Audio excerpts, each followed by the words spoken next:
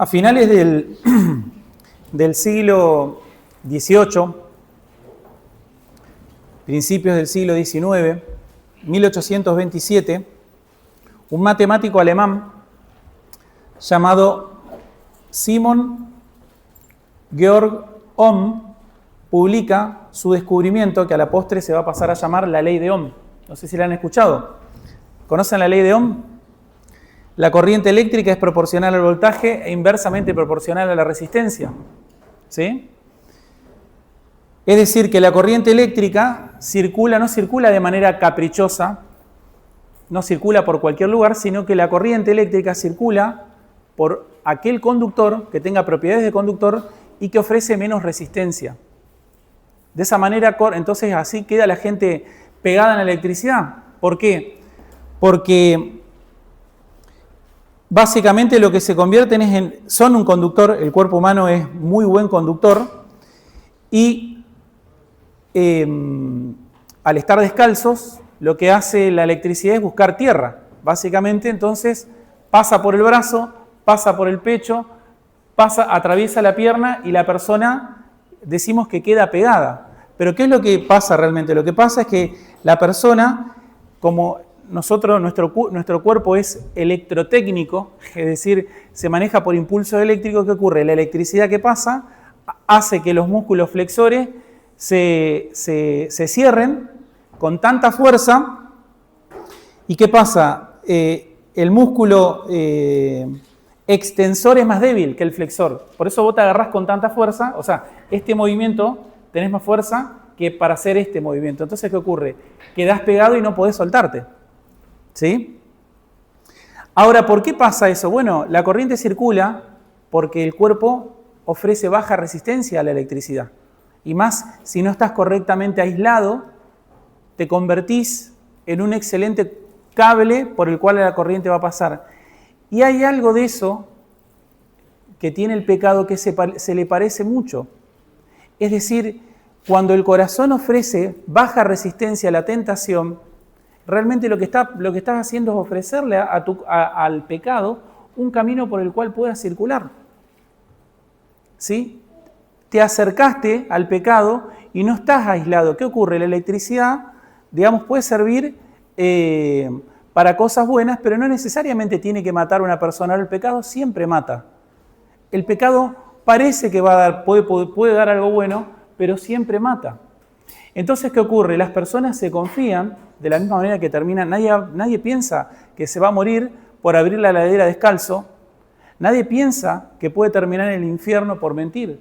Nadie piensa que puede terminar en el infierno por desobedecer al Señor, por jugar con el pecado.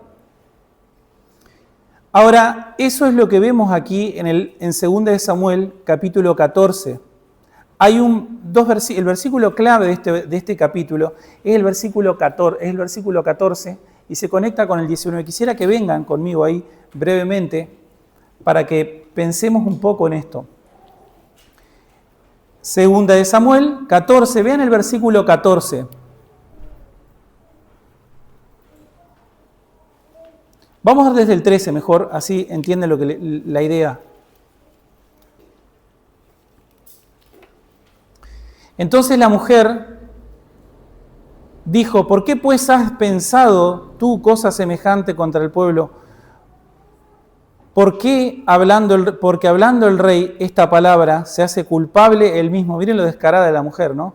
Él mismo, por cuanto el rey no hace volver a su desterrado. Básicamente lo que está haciendo esta mujer es incitar a David a que haga volver a Absalón. Absalón es un asesino que mató a su hermano. Se huye escapando, como diríamos, como rata por el tirante, se escapa a Gesur y David sabe que el hijo es un reo de muerte, sabe que es un asesino que lo tendría que hacer matar, lo tendría que ejecutar públicamente. Ahora, ¿qué pasa? El versículo 1 nos dice que David lo quería. Conociendo Joab, hijo de Sarbia, que el corazón del rey se inclinaba por Absalón. Absalón era un asesino y él como juez e institución viva de Israel, como rey, tiene que tiene que ejecutar a ese reo, pero él al mismo tiempo es padre. Él ve a ese reo como su hijo es el asesino. Entonces él tiene esta contradicción por la cual él al asesino no deja de considerarlo su hijo, pues lo sigue siendo. Entonces el corazón de él estaba triste porque no lo podía hacer volver, no lo podía ver. Y esta mujer, sabiendo esta situación, siendo instigada por Joab, lo que hace es presentarle una verdad bíblica y aplicarla de manera incorrecta. Ahora, ¿por qué puede aplicarla de manera incorrecta? ¿Cuál es la verdad bíblica? ¿Dios es misericordioso? Por supuesto. Miren el versículo 13, la segunda parte. El versículo 14. Por eso aquí está la clave. Ni Dios quita la vida, dice. Nuestra vida, nos morimos y somos como aguas derramadas por tierra. Se seca y nadie sabe qué pasó.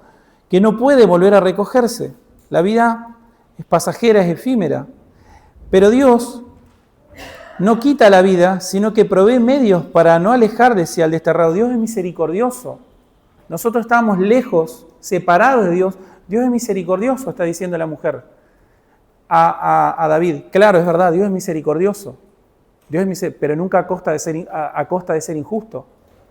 Justamente eso es lo que vemos, y ese es el gran error de justamente David. Estaba inclinado hacia Absalón y esta mujer le presenta una verdad bíblica. Dios es misericordioso. Dios es misericordioso y Él provee medios para traer. Pero en el versículo 19 vemos justamente la parte más triste de todo esto. Dice, y el rey dijo, ¿no anda la mano de Joab contigo en todas estas cosas?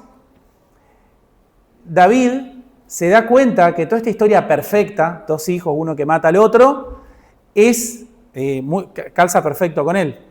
Entonces lo que vemos es que David se da cuenta de que a David no lo están engañando, a David lo acaban de persuadir. ¿Cómo lo acaban de persuadir?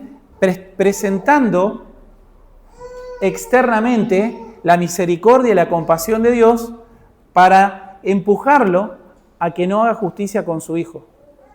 Ahora, ¿por qué funcionó esa estrategia? ¿Por qué funciona esa estrategia? Bueno, esa estrategia funciona porque el corazón de David ya estaba inclinado hacia Absalón. Y amados hermanos, eso es lo que hace Satanás con cada uno de ustedes. Eso es lo que hace Satanás conmigo y con todo creyente. A un creyente verdadero, alguien que tiene el Espíritu Santo, Satanás no te va a venir a decir, vení, vamos a fornicar, vení, vamos a robar, vayamos a matar. No. Lo que hace es presentar argumentos que pudieran ser verosímiles, que coinciden con la voluntad de Dios, pero que no se aplican a tu escenario. Dios es amor. ¿Han escuchado, no, eso? Dios es amor. Dios es amor, misericordia, bondad. Dios es misericordia, bondad, sí, pero te llama a que te arrepientas de tus pecados. Dios no es injusto. Dios es amoroso, sí, pero no a costa de su justicia. ¿Cómo nos damos cuenta? Y porque miren la cruz. ¿Cómo te das cuenta que Dios odia el pecado? Mira la cruz.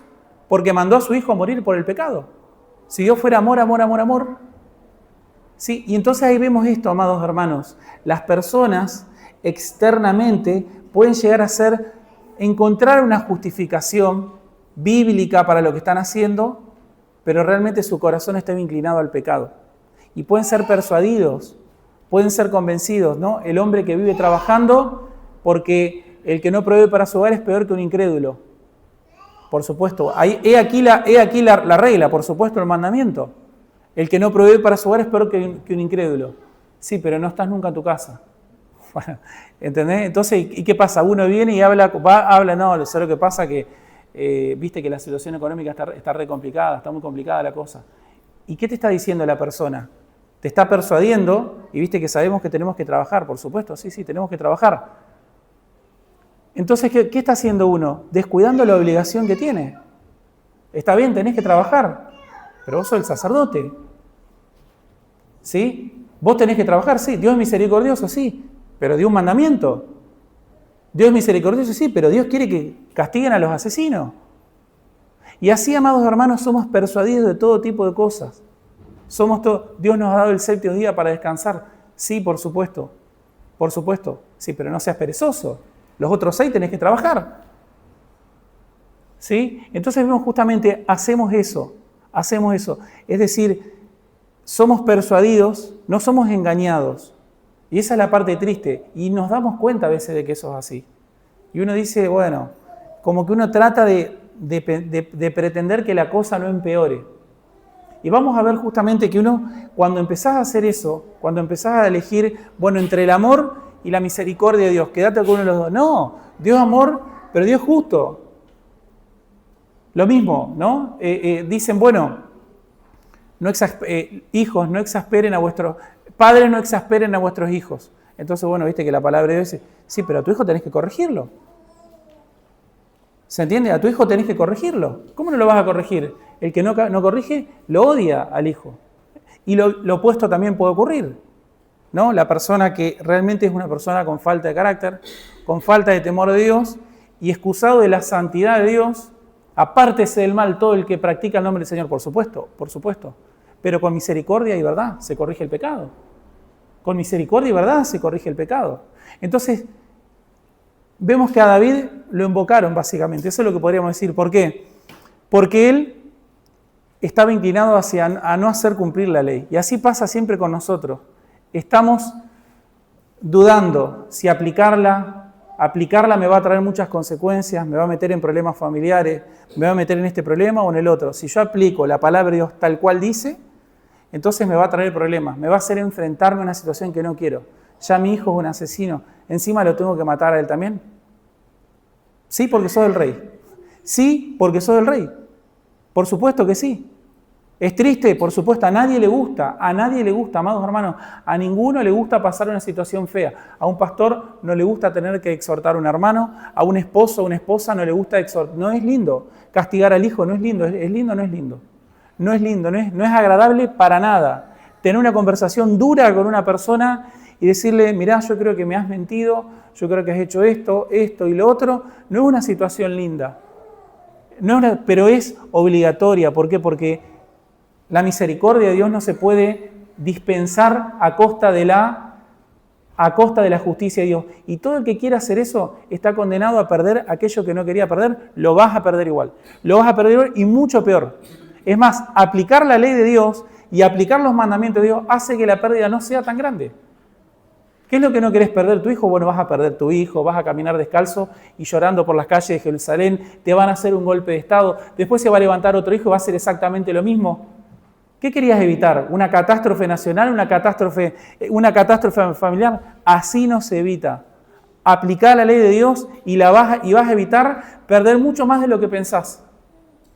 Pero si no la vas a aplicar, vas a perder todo lo que no querías perder y muchísimo más. Todo lo que no querías perder y muchísimo más. ¿Por qué?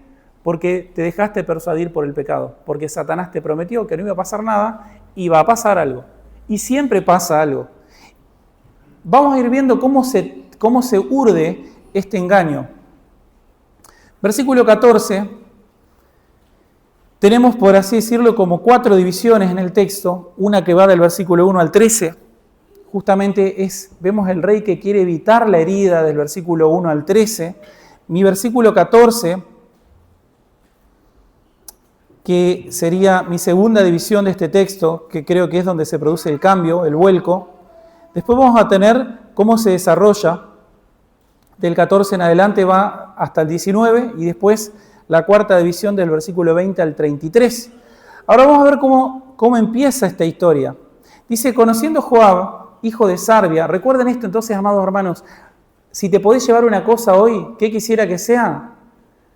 No pongas contradicciones entre la misericordia de Dios y entre su justicia. No pongas contradicciones donde la palabra de Dios no las pone. ¿Sí?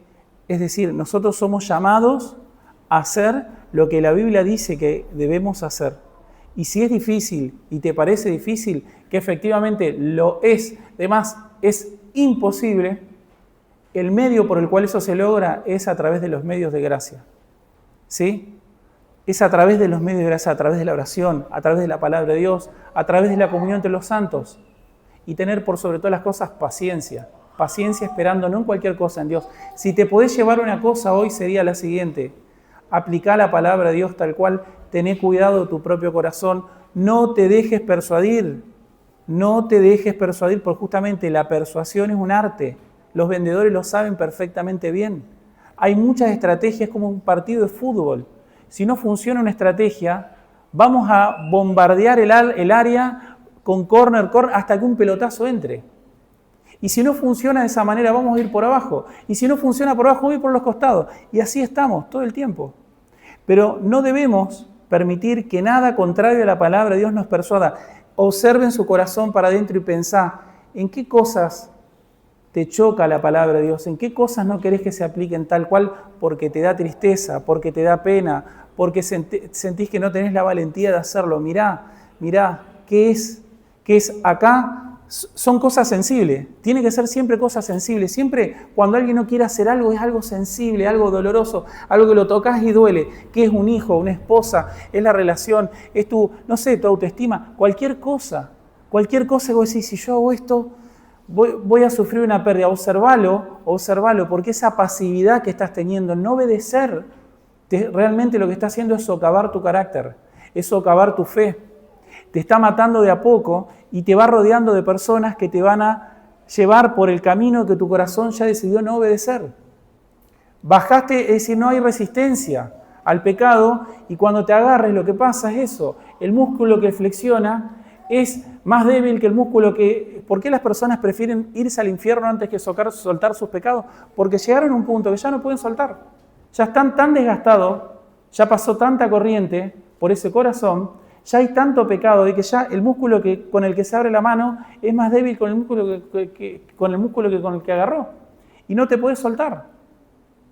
Es así como funciona, amados hermanos. Por eso vemos, bueno, uno dice, pero no la vio venir. Por supuesto que lo vio venir, pero se dejó persuadir. Se dejó persuadir en cualquier obediencia. No, lo que pasa es que tal cosa. Y entonces se pospone la obediencia y eso es mortal. Eso es mortal. Versículo 1, miren esto. Conociendo a Joab, vamos a ver la primera, la debilidad visible. Hay una debilidad visible que se produce cuando vos no querés obedecer algo. Cuando vos no querés obedecer algo, sos un hombre perezoso. O sos un hombre demasiado ambicioso, demasiado codicioso y estás dejando de lado tu familia. O lo que sea, no sé lo que sea, cualquier cosa. Estoy dando ejemplos de cosas que pudieran ser para nosotros. O estás herido, o lo que sea, no sé. No sé lo que puede ser, ¿no? Ahora, cuando una persona, hay mandamientos, consejos de Dios que se aplican a eso que a vos te pasa. Eso que a vos te pasa es algo que ya ha pasado y le pasa a mucha gente. A mí me pasó, a todos le ha pasado. No creas que sos el único que le pasa eso. Eso que a vos te pasa, que te cuesta, le pasa a todo el mundo. Ha pasado, si hay una persona viva en este mundo, le ha pasado. Entonces lo que tenés que pensar es que el consejo de Dios está ahí para decirte lo que tenés que hacer. ¿Te da miedo? Seguramente. Ahora te voy a decir una cosa. Que no obedezcas se nota. ¿Y quiénes son los que lo notan? Muchas veces personas buenas, pero muchas veces las personas menos aconsejables también lo notan. Cuando una persona ha desobedecido y se resiste a obedecer un mandamiento de Dios, se va a notar. Y vamos a ver esto. Dice que el corazón del rey se inclinaba por Absalón, se inclinaba por algo que era malo. Por ejemplo, a mí me pasó durante mucho tiempo, para darles un ejemplo de algo personal, por ejemplo, a mí me pasó durante mucho tiempo de tener cierta tristeza. Por ejemplo, yo me voy de la Iglesia Católica, yo no me voy mal, yo me voy con el corazón destruido, no porque creía que aborrecía la Iglesia Católica, que era la gran ramera y todo, y cuando yo escuchaba a un evangélico atacarla, a mí me dolía que haga eso. ¿Por qué? Porque yo sentía que mis primeros encuentros con Cristo, mi primer contacto con el Evangelio, aunque no era verdadero ahí, lo había tenido ahí. Entonces, de alguna manera, yo no aborrecía a la Iglesia Católica como muchos evangélicos les pasaba. Y a mí me dolía cuando yo me encontraba con un evangélico agresivo. Me dolía mucho. Pero, al mismo tiempo, me costaba mucho aceptar todos los errores que había ahí. Me costaba, no los quería ver de alguna manera. ¿Por qué? Porque tenía mi corazón dividido. ¿Entre qué? Entre aquello que yo añoraba, aquello que yo deseaba, aquel lugar en el que fui feliz, contra la verdad inobjetable del Evangelio, que es la verdadera felicidad, que es el sumum bonum, el sumo bien, el verdadero bien. Entonces, en realidad, y hoy, mirando hacia atrás, lo que puedo decir es que efectivamente mi debilidad me hizo titubear muchas veces. Siento que puse la misericordia de Dios contra su justicia un montón de veces. Y las personas hacen eso. Todo el tiempo hacen eso. Ahora, eso se nota, se va a notar en muchas cosas. Versículo 2. Envió Joab a Tecoa y tomó mujer astuta y le dijo: te ruego que finjas estar de duelo y te vistas de ropa de luto. Lo voy a tratar de resumir. Joab es un hombre pragmático. Joab es el hijo del hermano, es sobrino de David y es el general de su ejército. Es un hombre inmoral, pragmático, es una persona que no consulta a Dios, no lo vemos orando, pero él quiere estabilidad en el reino. Si hay estabilidad en el reino, él se mantiene donde está, que básicamente está muy bien. Entonces a Joab no le importa tanto, por así decirlo, David, ni tampoco a Absalón. Él lo que quiere es que Israel siga como va, que esto siga así. Entonces, ¿qué ocurre? Joab se da cuenta que David está afectado por lo que le pasó a Absalón. ¿Qué pasó a Absalón? Recuerdo para los que no conocen la historia. Uno de los hijos de David Absalón mata a otro de los hijos de David, llamado Amnón, porque abusa de una media hermana. Este hijo Absalón sería, digamos, el tercero en la cadena de descendencia y era el que mejor pintaba. Vamos a ver abajo que era hermoso, toda una serie de características aplicables típicas de los reyes, ¿no?, de Israel. Era el sucesor, era el que iba a seguir, digamos, de alguna forma. Entonces, a Joab le preocupaba esta situación y cuando ve al rey titubeando de esta manera, a Joab no le importa la ley de Jehová. Entonces busca una mujer de Tecoa, que es una ciudad cerquita de Jerusalén, pero que no está en Jerusalén, una mujer que pudiera ser desconocida, que nadie sabe quién es, y le da una coartada. Esa mujer descarada, y él también descarado, se atreven a ir y engañar al rey, presentándole justamente una historia para que el rey apruebe una situación injusta, dé misericordia de manera injusta a un asesino imaginario, ¿sí? Le piden, dale misericordia a este asesino imaginario a costa de la justicia. ¿Para qué? Para después decirle, ¿por qué no haces lo mismo con tu propio hijo? ¿Por qué no haces lo mismo con tu propio hijo? Si ya si lo harías con mi hijo imaginario, ¿por qué no lo haces con tu hijo real? Esa es la idea. Ahora vamos a ir viendo que lo van llevando, ¿sí? Lo van llevando en ese camino. Pero todo, ¿de dónde parte? Todo parte de la debilidad visible. Cuando una persona no cumple con alguna de las cosas, responsabilidades, dado el lugar que Dios te da, si vos sos padre, si vos sos pastor, si vos sos un estudiante, si vos trabajás, no sé lo que sea, si sos hijo, tenés una responsabilidad dada por Dios. Y si no la haces, no la cumplís, visiblemente se va a dar. No sé cuál es, cada uno tendrá la suya. Pero si no lo cumplís, si no lo haces, si no lo asumís, si encontrás contradicción en esa responsabilidad, visiblemente se va a notar. Muy seguramente en tu actitud. ¿Y eso qué hace? Hace, justamente, es la cancha sobre la cual los impíos van a jugar el partido. ¿Entendés? Es el espacio donde los impíos y la gente que no tiene temor de Dios va a hacer algo probablemente, siempre buscando su propio interés. ¿Qué está buscando Joab? ¿Está buscando el reino de Dios? ¿Está buscando el bienestar de David? ¿Está buscando está buscando su propio interés. ¿Se entiende? Cuando una persona creyente, escuchen esto, creyente, no hace lo que tiene que hacer, sos carne de cañón de los impíos. ¿Y qué buscan los impíos? Buscan su propio bien. A veces van a querer también tu bien y el de ellos, a veces van a querer solo el de ellos. Depende. ¿Por qué? Porque la fragilidad típica de un creyente es objeto de especulación de los impíos. No, esta persona, te creen incapaz de hacer cualquier cosa, ¿no? ¿Y qué hacen? Dice, mirá qué buena persona. No, se abusan de eso, por supuesto. Se van a abusar de eso. ¿Sí? Se van a abusar. Y eso es lo que hace Joab. Lo ve al rey, débil, titubeante, busca a esta mujer, siempre hay una persona perversa dispuesta a hacer cualquier cosa, testigos falsos contra ti, Cristo, testigos falsos contra Pablo, esta mujer impía de Tecoa, para engañar a un rey, una persona totalmente descarada, abyecta, una persona con la conciencia cauterizada, se presenta descaradamente y le grita, socorro rey, versículo 4.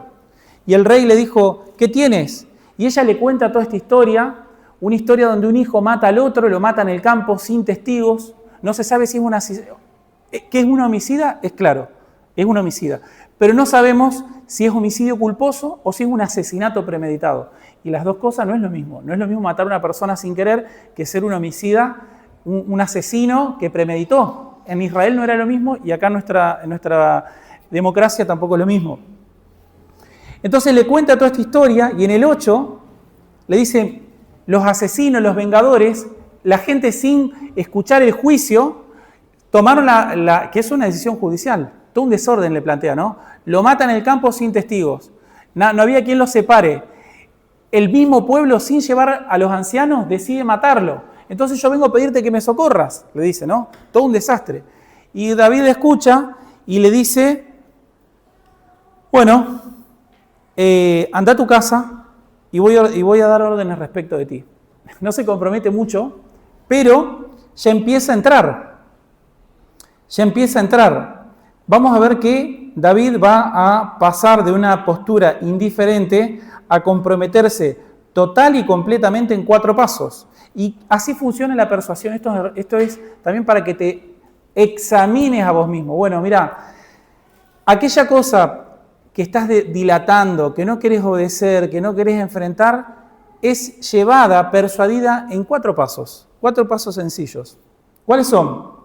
El primer paso, vemos justamente que él quiere cerrar la cosa rápido. Vete a tu casa. Y le dice, y yo daré órdenes de ti.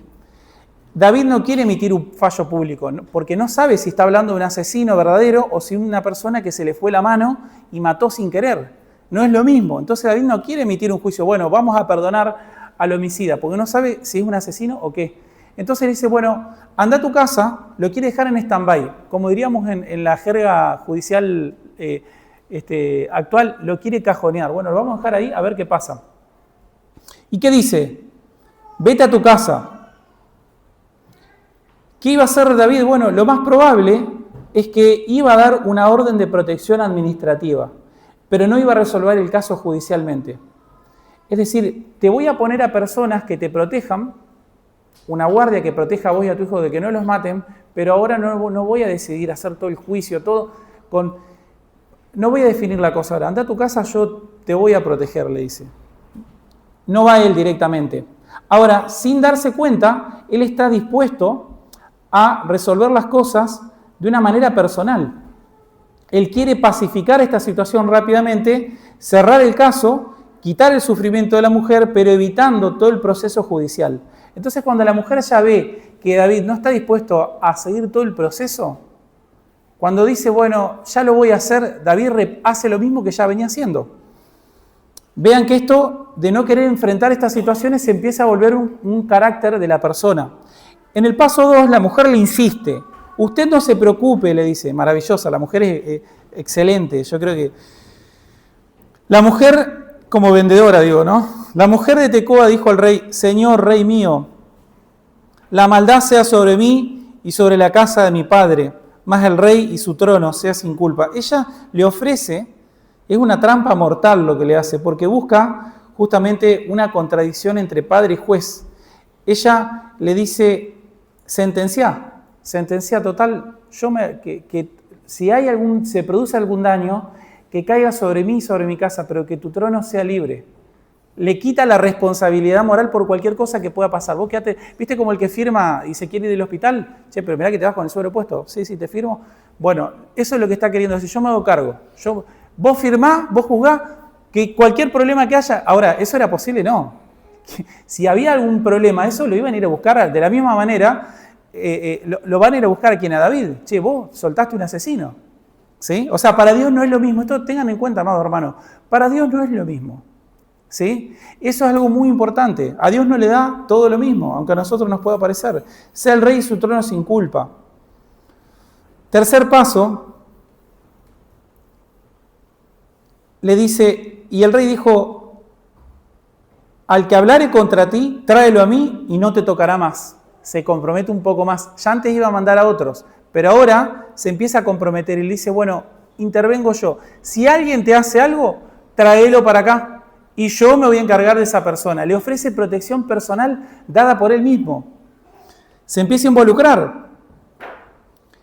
Ahora David interviene como autoridad y se involucra como protector. ¿Qué significa eso? Que ya cuando detectó ese nivel de involucramiento, significa que ya enganchó. Ahora hay que empezar a sacarlo. Pero ya picó, ¿viste? Ya la caña se dobla así y ¿qué hay que hacer ahí? Empezar a sacarlo. Y él lo empieza a sacar. ¿Y qué le dice? La mujer, vean qué insistente. ¿Qué le dice? Miren cómo pasó del 8 anda a tu casa, al 10 yo me voy a involucrar. Él está diciendo, yo mismo me voy a hacer responsable de que el homicida no sufra las consecuencias, sin resolver el caso. Y en el 11, ella le dijo, te ruego, oh rey, que te acuerdes de Jehová, tu Dios. Involucra a Dios la mujer, para que el vengador de la sangre no aumente el daño. Le está diciendo, involucralo a Dios, digamos, ¿me entendés? Prometémelo delante de Dios que no vas a hacer. Le está pidiendo una sentencia legal, porque si el rey se compromete delante de Dios a que el homicida no va a ser castigado por los vengadores de la sangre, significa que ya emite un fallo judicial, ya hace jurisprudencia. Versículo 11. Dijo ella entonces, te ruego, oh Dios, oh rey, que te acuerdes de Jehová tu Dios. Y ahí picó. Versículo, la segunda parte, y él respondió, vive Jehová, que no caerá ni un cabello de la cabeza de tu hijo en tierra. Listo, ahí ya está. Fallo judicial. No va a caer ningún cabello de tu hijo a tierra. Cuando ella ve que hace esto, entonces ahí se viene el coletazo, ¿no? Ahí se viene el coletazo. El versículo 13, el versículo 12, cuando ya vio que tiene el fallo judicial, que ya David emitió, el juicio, que David está dispuesto a hacer misericordia sin exigir justicia, sin saber realmente si es un homicidio o qué. Ahora viene el coletazo. ¿Y qué le dice? Versículos, te ruego que me permita hablar unas palabras. David ya está cansado. Dice, oh, pero ya te dejé hablar. Y le dice, bueno, habla. La deja hablar. Y ahí la mujer, ¿por qué has pensado tú cosa semejante contra el pueblo de Dios? Ella le está diciendo algo así como, al no hacer volver a Absalón, estás actuando en contra del bienestar del pueblo de Dios, le está diciendo. Es decir, le está diciendo, al no traer a tu hijo, vos lo que estás haciendo es generar una inestabilidad en el reino de Dios. Es como que si le dijera, tu rigidez moral está perjudicando a toda la nación con lo que estás haciendo. Hacé volver al asesino. ¿Sí? Versículo 13. Bueno, pero ¿y cómo lo hago volver al asesino? Porque hablando el rey esta palabra, se hace culpable él mismo, por cuanto el rey no hace volver a su desterrado. Si vos ya perdonaste a mi hijo, sin saber si era un asesino de verdad o no, mi hijo imaginario, lo haces, lo perdonaste, ¿por qué no perdonás a tu hijo real? Ahora, no tiene nada que ver, porque esta mujer no sabía si realmente era un hijo, un asesino o una persona que mató. ¿Se entiende? No es lo mismo. Pero miren cómo hace ese paso injustificado y le dice, si perdonaste a mi hijo, ¿por qué no perdonás al tuyo? Claro, pero el hijo de ella era una persona que mató y no sabemos si realmente era un asesino o si mató sin querer. Ella iba a quedar viuda y además sin hijo, y además la casa de la familia se iba a extinguir, que no era el caso de David. Absalón es un asesino comprobado, David tiene muchos más hijos, ¿sí? Y además él es el rey, él tiene que emitir un juicio, o sea, no es lo mismo. Él es el rey de Israel, ella es una pobre señora de Tecoa, nada que ver. Ahora, ella, cuando vio la fisura moral en él de que él estaba dispuesto a perdonar a costa de hacer una injusticia, le dice, bueno, agrandar un poquito más de injusticia. Entonces, justamente ahí David, cuando se da cuenta de toda esta historia, le pregunta, ¿Joab está atrás de todo esto, no? Y la mujer le dice, sí, está Joab atrás de todo esto. Y le dice, bueno, llámalo a Joab, bueno, que Joab venga y traiga a Absalón. Ahora, justamente, amados hermanos, vemos que esto es una misericordia injusta. Justamente, y vemos aquí que esta persuasión, que no es un engaño, amados, no es un engaño. David no está siendo engañado, David está siendo persuadido. Vemos entonces que luego David finalmente lo hace volver a este hombre a Absalón, versículo 14 al 19. Perdón, a partir del 19, él ya se da cuenta de todo y lo hace volver. Ahora justamente vemos esto. ¿Cuál es el objetivo de David? Era no hacer justicia contra su hijo. Ahora, ¿su hijo qué vio realmente? Su hijo, lo que está viendo es que su padre no está diciendo, mi padre me perdona. No, lo que está viendo el hijo es, mi padre es débil. No está dispuesto a hacer justicia. O sea, mi padre debería aplicar justicia. Por eso es más, al final le dice, versículo 32. Si hay en mí pecado, mátame, le dice. Sabe que la pena es la pena de muerte. Pero ¿por qué lo plantea como potencial? Si sabe que él es un homicida, justamente una persona que atraviesa todos los... Vemos esto justamente en Absalón, no hay arrepentimiento. Amados hermanos, cuando predicamos el falso evangelio de Dios tiene un plan maravilloso para tu vida y después le hablas del arrepentimiento a la persona y le decís, bueno, pero el pecado te separa de Dios, estás invirtiendo las cosas. Yo no puedo perdonar a una persona que no se arrepintió. ¿Se entiende? Si yo vengo a una persona y le digo, Dios te perdona de todos tus pecados, y el pecador te dice, pero yo no te he arrepentido de nada. Si en la vida nunca hay que arrepentirse de lo que uno hace. Eso es lo que se enseña, ¿no? Nunca te arrepientas de lo que haces. Ya está, no te arrepientas. No, ¿cómo no te vas a arrepentir?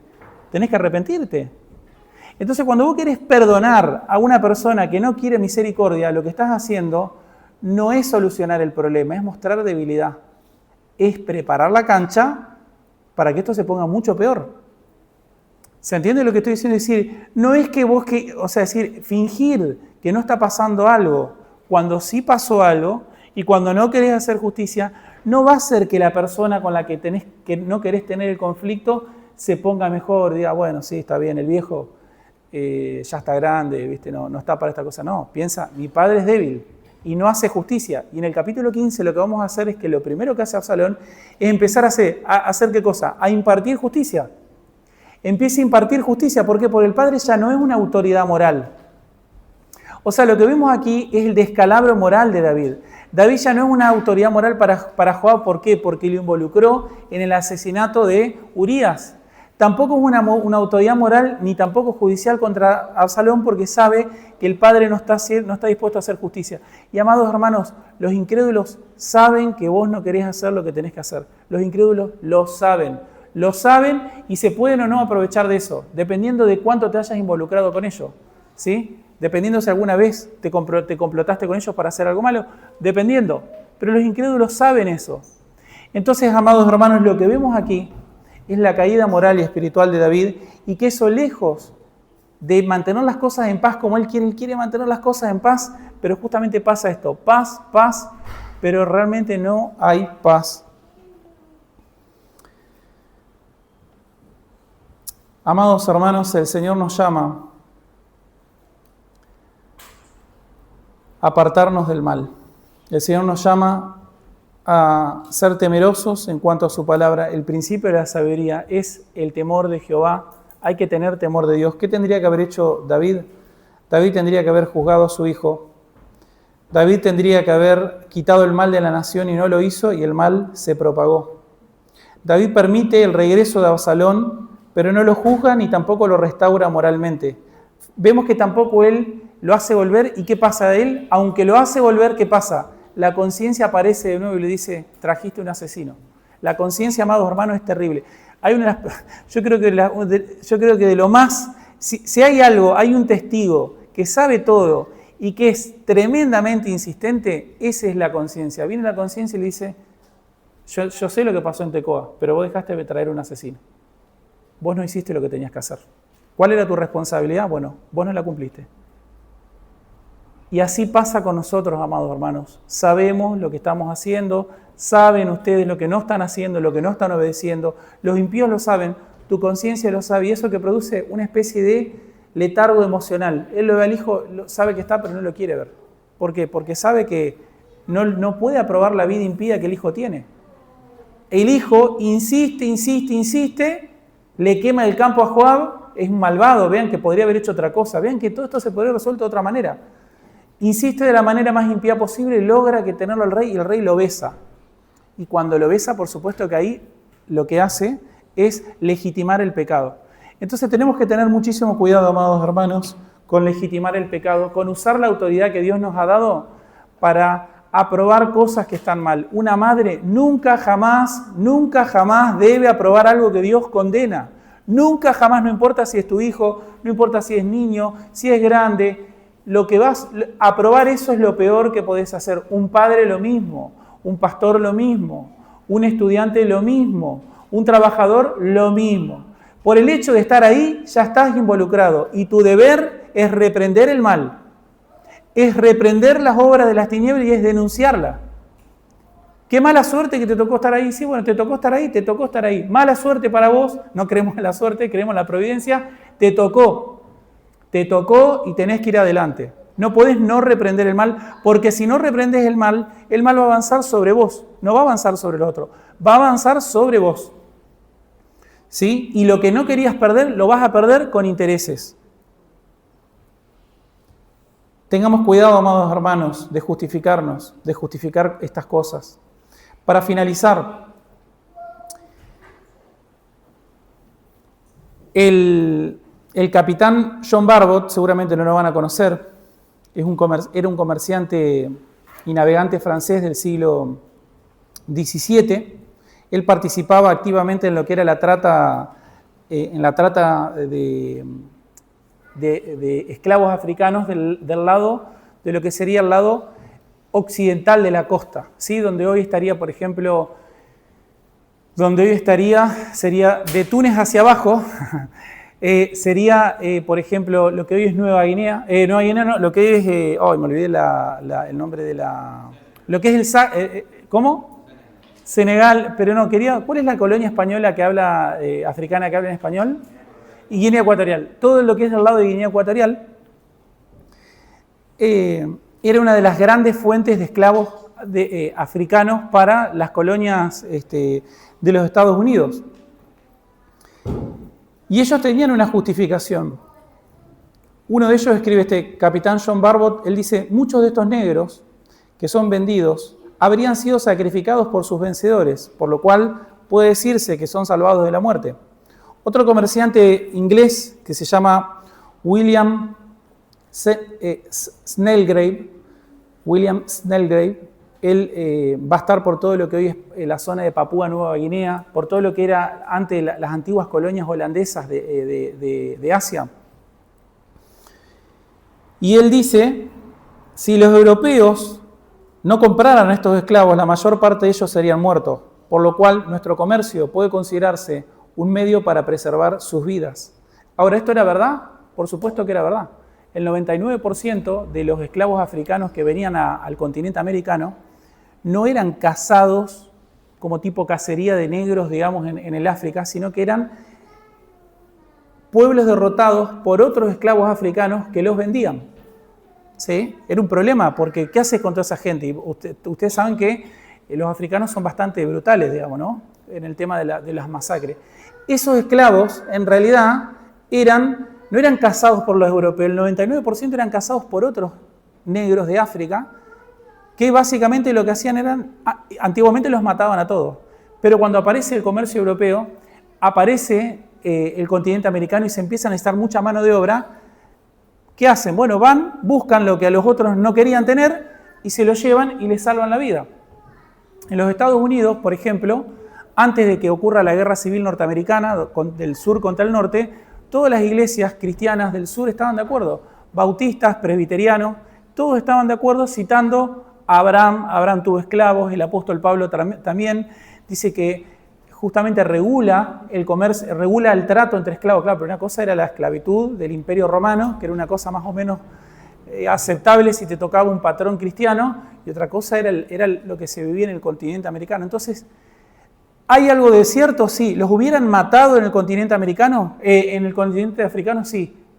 Pero el trato que se les dio en este continente, ¿era el que había que darle a una persona? Ellos estaban cumpliendo con Mateo 22:39, y el segundo es semejante a amarás a tu prójimo como a ti mismo. ¿Eso es el amor al prójimo? Es injusto juzgarlos con la mentalidad de nuestra época. Pero lo que tenemos que saber, y esto es la idea, ellos eran hijos de su tiempo y ellos justificaban la situación. Si yo no lo saco a este esclavo africano de acá, lo van a matar. Es mejor que esté esclavizado que esté muerto. Y cuando llegaba al nuevo continente, ¿qué decían? Bueno, es preferible que esté trabajando y que esté bajo la órbita del Evangelio a que sea un pagano, idólatra, animista, caníbal. Y así uno va a justificar. Ahora, ¿pero el trato que le das era el adecuado? No. Entonces, cuando uno se va dando cuenta, la cadena de justificaciones, por un lado, utiliza verdades, pero por otro lado, las aplica antibíblicamente. Y así hacen ustedes, hago yo, y contra eso tenemos que luchar a través de los medios de gracia. ¿Sí? Vamos a terminar con una oración. Padre nuestro que estás en los cielos, Señor, te damos gracias por tu palabra. Ciertamente en David vemos un hombre al cual no nos quisiéramos parecer en este momento y probablemente nos parecemos más de lo que quisiéramos, Señor. Te pedimos, oh Dios, y te pido por todos quienes estén aquí y todos quienes escuchen esto, de que no separen su responsabilidad de sus acciones, que puedan juzgar y que podamos todos juzgar por medio de tu palabra, recordando, Señor, que no hay contradicción en ella, que somos llamados a no hacer pequeños ninguno de tus mandamientos y mucho menos a enseñarlos de esa manera. Ayúdanos, Señor, porque nuestras contradicciones siempre están ahí. Necesitamos de tu misericordia y de tu gracia, Padre, para no justificar el pecado, pero al mismo tiempo no ser implacables, para recordar tu amor, gozar de él, pero no abusar de él. Ayúdanos, Señor, a mortificar estos pecados, a aislarnos contra él, a animar a otros que no están aislados correctamente. Ayúdanos, Señor, a reprender el mal en toda circunstancia. Te damos toda la gloria, Padre. Lo pedimos en el nombre de Jesús. Amén.